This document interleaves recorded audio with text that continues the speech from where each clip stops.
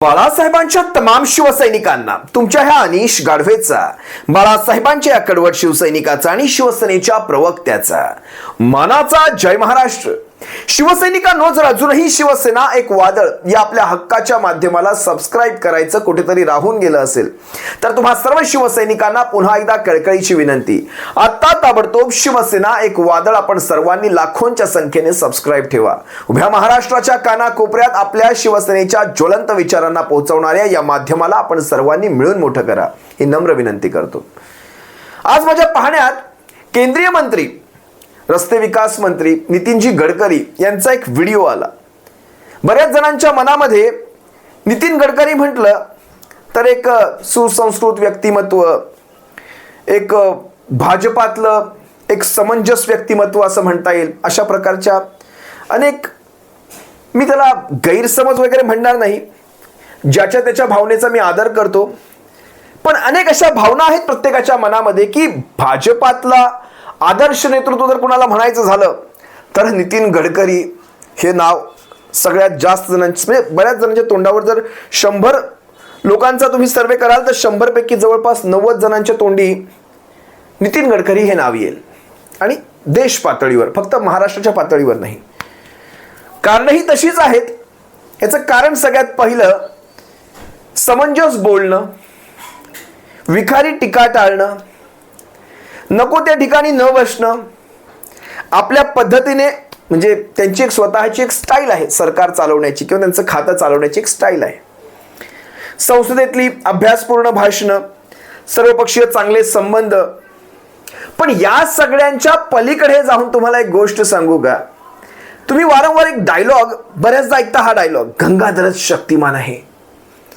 तुम्हें कौन बताए तुम्हारा गंगाधर ही शक्तिमान है.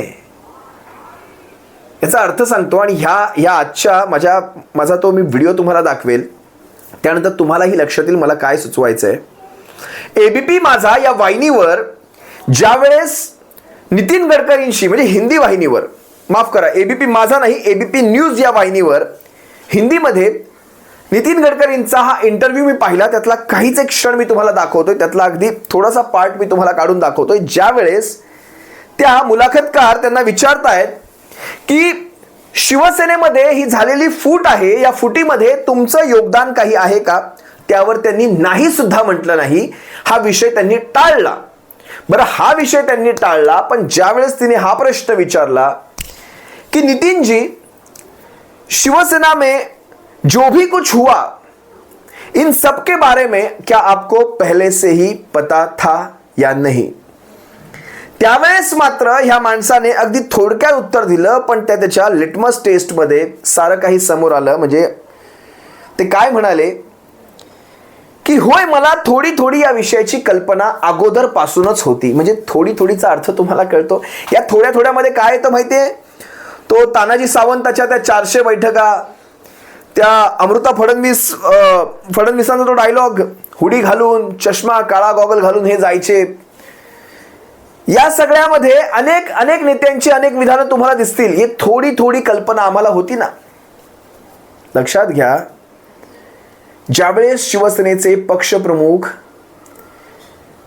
इतक्या, म्हणजे त्या आजारामध्ये इतके ग्रासलेले होते, त्या आजारामध्ये महाराष्ट्र गाडा कुठेही थांबता कामा नये, त्यावेळेस त्यांनी आपल्याकडची महत्वाची खाती किंवा आपले अधिकार ह्या मंत्र्याला देऊ केले होते, एकनाथ शिंदेंना देऊ केले होते.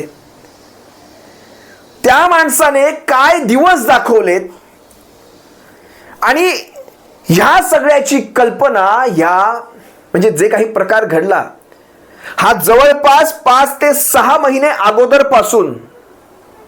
संबंध काळ हा कोविडचा होता, पण ह्या सगळ्या संबंध कोविड काळामध्ये सुद्धा 5-6 महिने अगोदरपासून याची भनक यायला सुरुवात झाली होती. ज्यावेळेस तो प्रताप सरनाईकाचा लेटर बॉम्ब पडला होता. साहेब जुळवून घ्या, साहेब या माणसांशी जुळवून घ्या साहेब, नाही तर आम्हाला ईडी सीबीआय इन्कम टॅक्सचा त्रास होतोय साहेब. तो आठवतोय ना तुम्हाला, प्रताप सरनाईकांच्या हॉटेलवर धाडी. नसेल आठवत एकदा हे पहा, त्यानंतर मी तुम्हाला गडकरींचा व्हिडिओ दाखवेल. शिवसेना नेते आणि आमदार प्रताप सरनाईक यांच्या घरावर आणि कार्यालयावर ईडीनं छापा टाकलाय. सरनाईक यांच्यासह त्यांचा मुलगा पूर्वेश आणि विहंग सरनाईक यांच्या घरांवरही ईडीनं छापे टाकलेत. सकाळी 8 वाजता ही कारवाई करण्यात आली आहे. ईडीचं तपास पथक तब्बल 4 तास तपास आणि चौकशी करत होतं. दुपारी 12:05 सरनाईक यांचा मुलगा विहंग सरनाईक यांना ईडीनं ताब्यात घेतलं. विहंग यांना घेऊन ईडीचं पथक रवाना झालंय. मनी लॉन्ड्रिंग प्रकरणी ही कारवाई केल्याची शक्यता आहे. आज राज्यात सगळ्याच ठिकाणी चर्चा आहे ती प्रताप सरनाईकांच्या लेटरची, किंबहुना आपण म्हणूया लेटर बॉम्बची. शिवसेनेचे आमदार प्रताप सरनाईक यांनी मुख्यमंत्री उद्धव ठाकरेंना एक पत्र लिहिलंय, ज्यामध्ये त्यांनी भाजपशी पुन्हा सूत उजळवण्याचा विचार करावा अशी मागणी केली आहे. भाजपशी जुळवून घेण्यामध्येच शिवसेनेचं हित असल्याचा उच्चार केलेला आहे.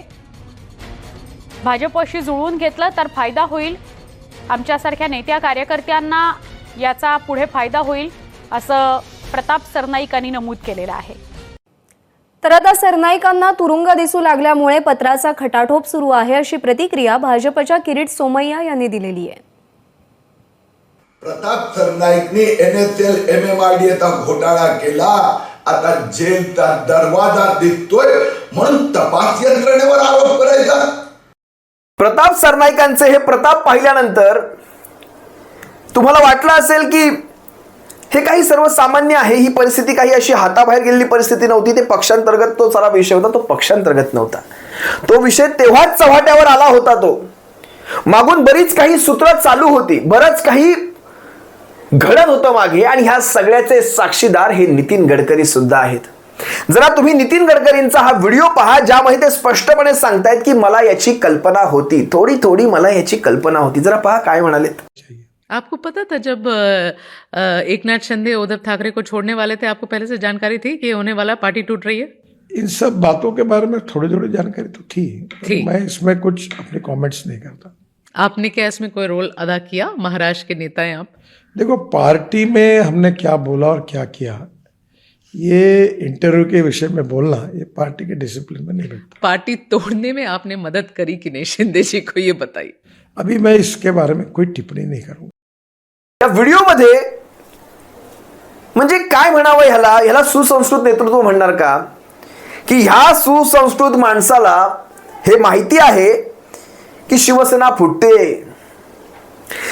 खरं तर महाजन, अडवाणी आणि वाजपेयी ही भाजपाची 3 मंडळी आहेत ज्यांनी शिवसेना भाजप युतीला, आणि शिवसेनेमध्ये मग मनोहर जोशी साहेब असतील, लीलाधरजी डाके साहेब असतील, बाळासाहेबांच्या मुशीतली ही सगळी माणसं,